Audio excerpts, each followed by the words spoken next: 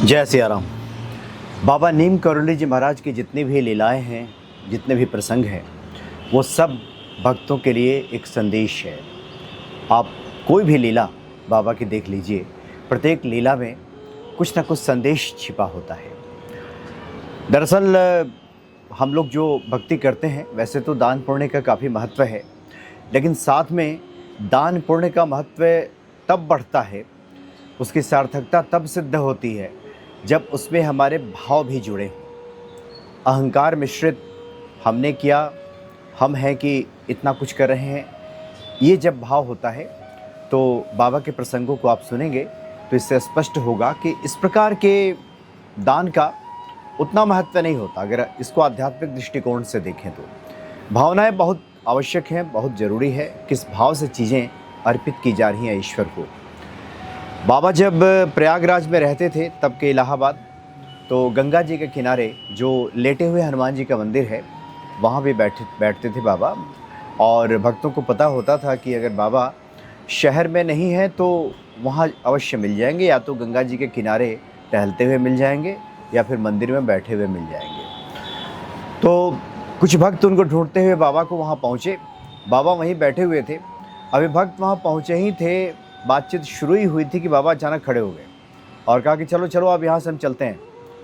और एक तांगा वहाँ मंगवाया, हाथ दिया एक तांगे वाले को, तांगा वहाँ रुका, बाबा उसमें बैठ गए और 3 भक्त थे, तीनों भक्त भी तांगे पे बैठ गए और शहर की तरफ जाने लगे। भक्तों ने जिज्ञासावश पूछा कि महाराज अचानक क्यों उठ गए, आप अचानक चलने लगे, अचानक ऐसी क्या बात हो गई कि आप यहाँ से निकल पड़े। तो बाबा ने कहा कि देखो, एक महिला मुझे कंबल देने आ रही है, उसे लगता है कि कंबल दे करके मुझे वो मना लेगी, प्रसन्न कर लेगी, लेकिन उसके भाव अच्छे नहीं हैं, उसके कर्म अच्छे नहीं हैं, इसीलिए हम उसका लेना नहीं चाहते, इसलिए हम यहाँ से जा रहे हैं, मुझे नहीं चाहिए उसका कंबल। और तब तक एक बड़ी सी गाड़ी बाबा के तांगा के बगल से गुजरी, तो बाबा ने कहा कि देखो देखो जा रही है, वहीं मंदिर जा रही है ये। और बाबा वहाँ से निकल गए। एक ऐसा ही प्रसंग और देखने को मिलता है। बाबा जी के एक भक्त, विदेशी भक्त रामदास जी, जो बाबा ने ही नाम दिया था उनको, तो वैसे तो बाबा की काफ़ी अनन्य भक्त थे, लेकिन भक्तों के मन में भी कई बार बातें आ जाती हैं कि हम अपनी सामर्थ्य से, हम अपनी काबिलियत से, अपने पुरुषार्थ से कुछ हम ईश्वर को प्रदान कर रहे हैं। तो एक बार ऑस्ट्रेलिया गए तो एक बढ़िया कंबल, वहाँ अच्छी क्वालिटी का कंबल दिखा, तो उन्हें लगा कि ये बाबा को ले जाकर हम देंगे, और बाबा को तो ऐसा कंबल कभी मिला ही नहीं होगा। वो तो भारत में वो चौखाने वाले जो कंबल होता है, सफ़ेद और काला वाला, वो ओढ़ के घूमते रहते हैं, वो चुभता भी है।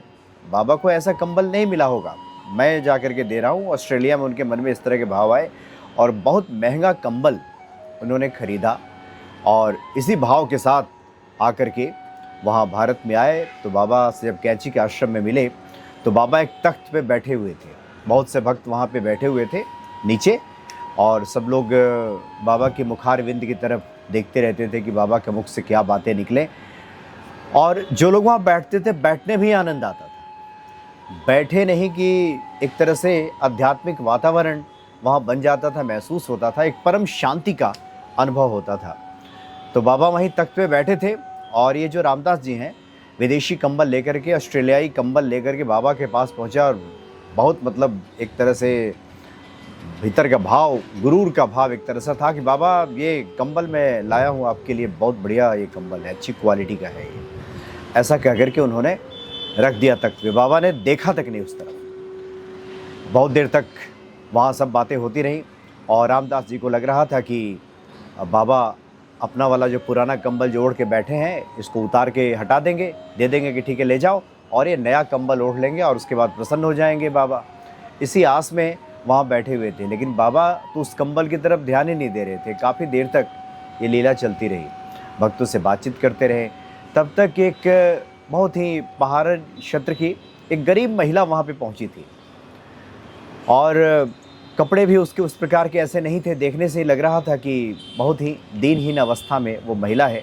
बाबा ने एक वहाँ जो है एक उसमें बात आती है कि पड़ा हुआ था कोई लकड़ी का टुकड़ा, उस लकड़ी के टुकड़े से उन्होंने उस कंबल को ऐसे उठाया, इस प्रकार से कंबल को उठाया जैसे कोई मरा हुआ जानवर ऐसे उठाता है, उस तरह से उन्होंने कंबल उठाया और उस महिला को दे दिया, कहा कि जाओ अब तुम ओढ़ना इसको।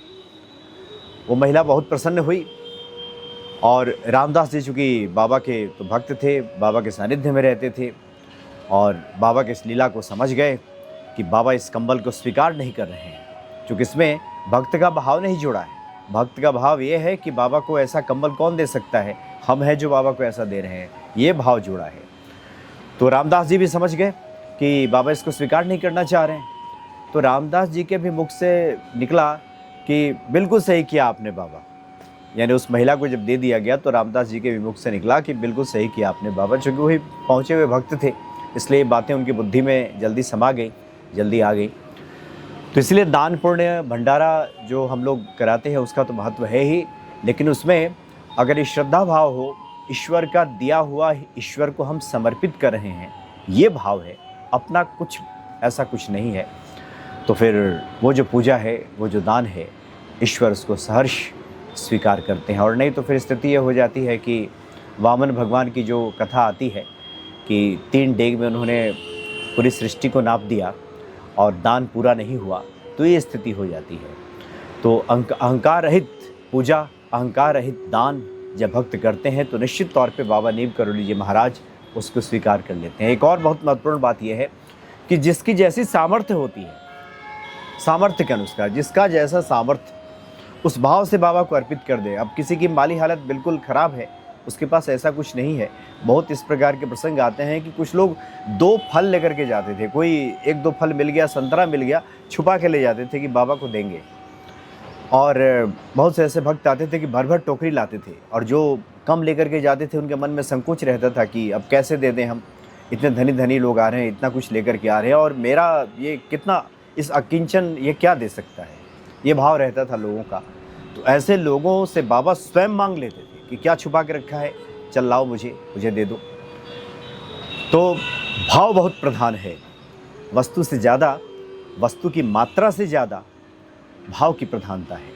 इसलिए जिसकी जितनी सामर्थ्य है, अब इस तरह के भी प्रसंग आते हैं कि बहुत धनी व्यक्ति कोई पहुंचता था और उसका स्वभाव कृपण का होता था, कंजूस का रहता था, और थोड़ा सा निकाल के वो दे देता था बाबा को, तो बाबा उसको भी स्वीकार नहीं करते थे, कहते थे ले जाओ उसको कहीं बांट देना। यानी ईश्वर जिसको जिस लायक बनाते हैं, जितना सामर्थ्य देते हैं ईश्वर किसी भक्त को, उस अनुपात में उस व्यक्ति को धर्मार्थ कार्यों में लगना चाहिए, पूजा पाठ करना चाहिए। बाबा के इस प्रकार के प्रसंगों से संदेश मिलता है, और जो भी भक्त इन प्रसंगों को सुनते हैं, इसका चिंतन मनन करते हैं, अमल करते हैं, ऐसे लोगों पे तो बाबा ऐसे ही कृपा कर देते हैं। उनको किसी विशेष प्रयोजन की आवश्यकता नहीं होती, विशेष प्रकार के अनुष्ठान साधना की आवश्यकता नहीं होती। बाबा ऐसे लोगों पे कृपा दृष्टि डालते हैं, काम हो जाता है। किसी के सर पे हाथ फेर दिया, किसी पे कृपा दृष्टि डाल दी, किसी का ऐसे ही काम हो गया। आप बहुत से ऐसे लोगों से मिलेंगे जो बाबा के भक्त हैं, जो बहुत पूजा अनुष्ठान नहीं करते, लेकिन जीवन में सब आनंद ही आनंद है। क्यों? भरोसे की भक्ति, भरोसा है, एक भरोसे से भी सब काम हो जाता है। इसका मतलब ये नहीं कि अनुष्ठान का पूजा का महत्व नहीं है, लेकिन ये बातें हैं कि भरोसा उससे भी बढ़ कर के है। अगर किसी को भरोसा हो जाए, आश्रय हो जाए, आश्रित हो जाए कोई, तो निश्चित तौर पे ऐसे लोगों पे हनुमान जी की कृपा प्राप्त हो जाती है। बाबा नीम करोली जी महाराज ऐसे लोगों पे कृपालु हो जाते हैं। जय सिया राम।